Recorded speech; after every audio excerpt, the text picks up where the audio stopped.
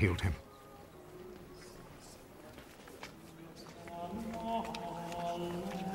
So they began to persecute Jesus because he had done this healing on a Sabbath.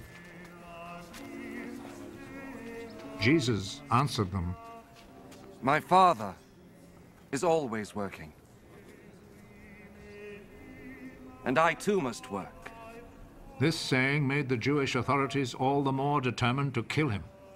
Not only had he broken the Sabbath law, but he had said that God was his own Father, and in this way had made himself equal with God. So Jesus answered them, "I tell you the truth. The Son can do nothing on his own. He does only what he sees his Father doing. What the Father does, the Son also does. For the Father loves the Son and shows him all that he himself is doing. He will show him even greater things to do than this, and you will all be amazed. Just as the Father raises the dead and gives them life, in the same way the Son gives life to those he wants to. Nor does the Father himself judge anyone.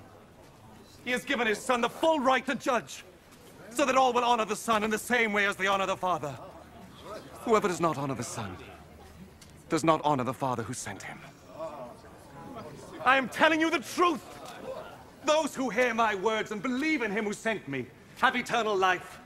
They will not be judged, but have already passed from death to life. I am telling you the truth. The time is coming. The time has already come when the dead will hear the voice of the Son of God. And those who hear it will come to life. Just as the Father is himself the source of life, in the same way he has made his Son to be the source of life. And he has given the Son the right to judge because he is the Son of Man. Do not be surprised at this. The time is coming when all the dead will hear his voice and come out of their graves. Those who have done good will rise and live. And those who have done evil will rise and be condemned. I can do nothing on my own authority. I judge only as God tells me, so my judgment is right. Because I am not trying to do what I want, but only what he who sent me wants. If I testify on my own behalf, what I say is not to be accepted as real proof. But there is someone else who testifies on my behalf. And I know that what he says about me is true. John is the one to whom you sent your messengers. And he spoke on behalf of the truth. It is not that I must have a human witness. I say this only in order that you may be saved. John was like a lamp, burning and shining. And you were willing for a while to enjoy his light. But I have a witness on my behalf, which is even greater than the witness that John gave. What I do, that is the deeds my Father gave me to do. These speak on my behalf and show that the Father has sent me. And the Father who sent me also testifies on my behalf. You have never heard his voice or seen his face. And you do not keep his message in your hearts, for you do not believe in the one whom he sent. You study the scriptures because you think that in them you will find eternal life. And these very scriptures speak about me, yet you are not willing to come to me in order to have life. I am not looking for human praise, but I know what kind of people you are. And I know that you have no love for God in your hearts. I have come with my Father's authority, but you have not received me. When, however, someone comes with his own authority, you will receive him.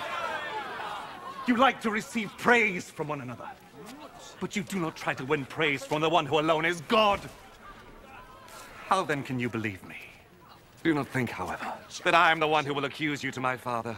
Moses, in whom you have put your hope, is the very one who will accuse you. If you had really believed Moses, you would have believed me, because he wrote about me. But since you do not believe what he wrote, how can you believe what I say?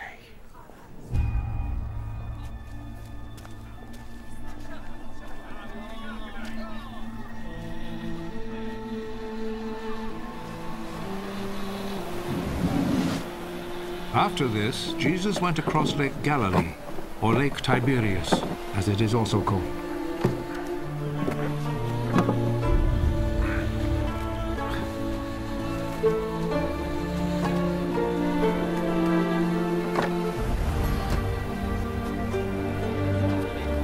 A large crowd followed him because they had seen his miracles of healing the sick.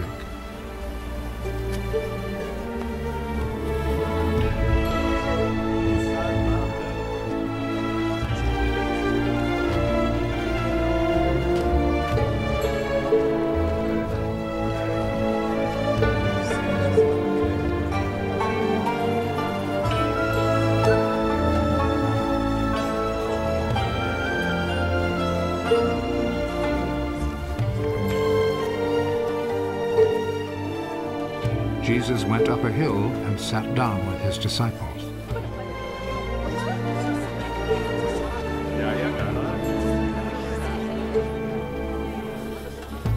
The time for the Passover festival was near. Jesus looked around and saw that a large crowd was coming to him.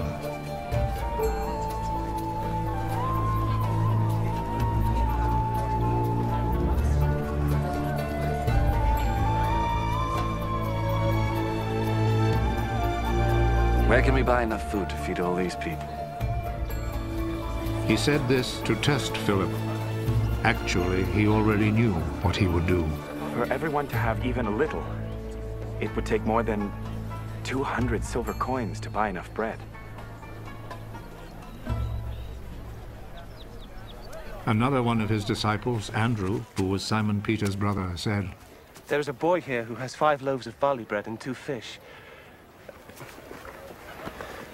But they will certainly not be enough for all these people." Make the people sit down. There was a lot of grass there, so all the people sat down. There were about 5,000 men.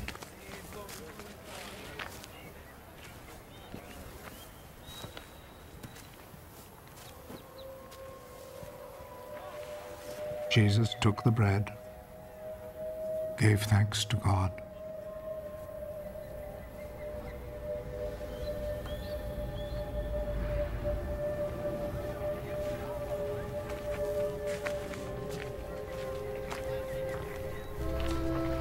and distributed to the people who were sitting there.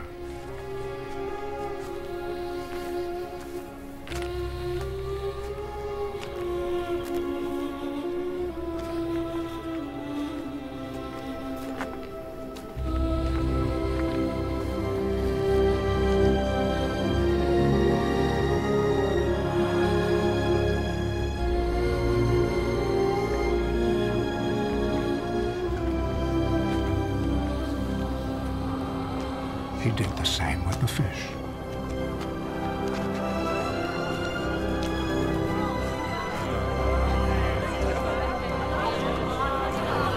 And they all had as much as they wanted.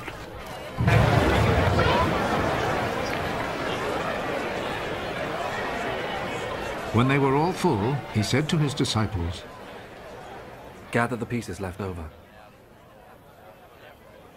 Let us not waste a bit. So they gathered them all and filled 12 baskets with the pieces left over from the 5 barley loaves which the people had eaten. Seeing this miracle that Jesus had performed, the people there said, "Surely this is the prophet who was to come into the world." Jesus knew that they were about to come and seize him in order to make him king by force, so he went off again to the hills by himself.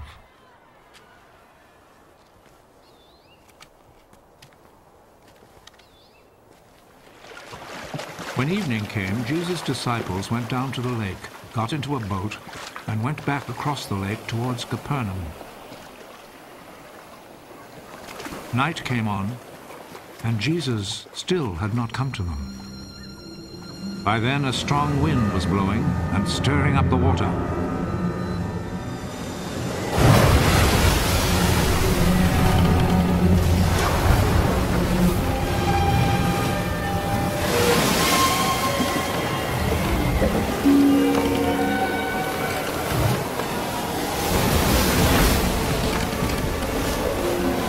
The disciples had rowed about 3 or 4 miles when they saw Jesus walking on water.